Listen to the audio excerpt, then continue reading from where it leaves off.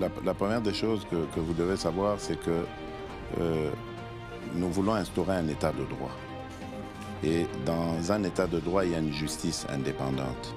Ce n'est pas à l'individu Félix Tshisekedi de commencer à faire justice.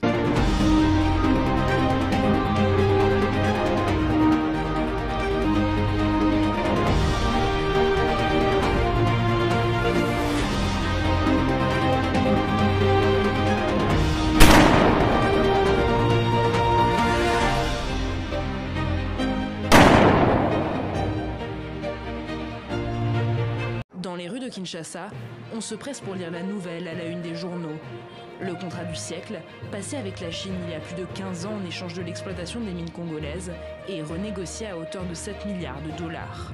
Avec une innovation, un montant à débloquer obligatoirement chaque année au mois de mai à la hauteur de 324 millions de dollars. Et ces montants de 324 millions de dollars qui représentent près de 350 km de routes à construire, ces montants pourra être revu à la hausse si les cours de cuivre augmentent. Un rééquilibrage voulu de longue date par Kinshasa. Signé sous Joseph Kabila, le contrat du siècle, c'était la promesse de 3,2 milliards de dollars investis dans les infrastructures du pays contre l'exploitation du cuivre et du cobalt par la Sicomine, la société sino-congolaise créée exprès pour cet accord. Mais selon les autorités, en 15 ans, la RDC aurait touché moins d'un tiers de l'argent promis, seulement 890 millions de dollars.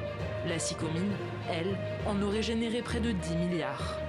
Alors, au sein de la société civile, certains continuent de se sentir lésés malgré la renégociation du contrat. On sait que la population va concrètement gagner. C'est trop faible, autour de 300 millions de dollars par an. Mais si nous comparons aux minéraux qui seront transportés chaque année, ou chaque mois, chaque semaine, vous constaterez que le peuple congolais est pratiquement perdant. Avec son sous-sol riche en minerais, la RDC assure 70% de la production mondiale de cobalt. Selon le Fonds monétaire international, en 2019, le secteur minier représentait près d'un quart de l'économie congolaise.